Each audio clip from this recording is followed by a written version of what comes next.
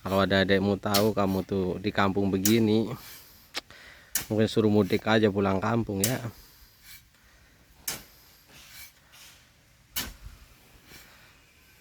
Mudik ngapain? Ya suruh sono di rumah nungguin Nyanya, nggak ngapa-ngapain. Kan siapa yang bayar? Ya mungkin saudaramu, patungan. Siapa yang mau ngerawat orang tua ya dia yang biayain anak-anaknya. Sebulan saling 500. Jadi kamu tinggal makan tidur aja.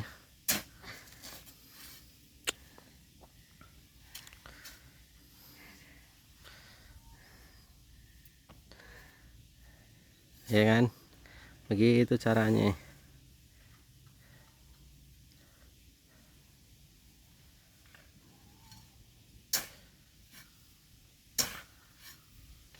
Tapi kamu sehat begini kok.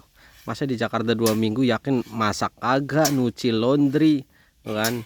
Nggak nyuci berarti kan cuma makan, tidur, nawarin Nyanya makan, pulang-pulang bengek, kan lucu.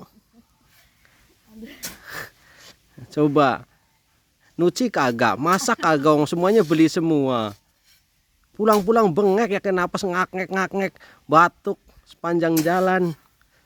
Nyampe sini suaminya yang repot, mulai dari ngurutin, micitin. Banyakan es.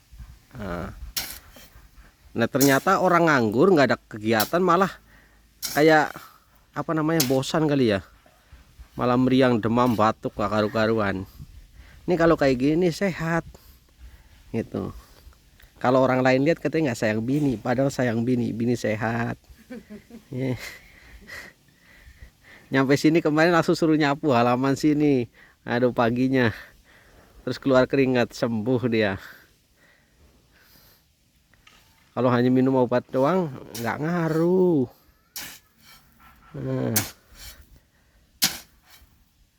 jangan kasih tahu saudaranya ya kalau ternyata begini menyehatkan. Nanti saudaramu malah ikut bantu semua ini nyangkul. Kok ngos-ngosan ya, kayak keenakan gitu. Ah. Ah. Aduh. Gerah iya itu.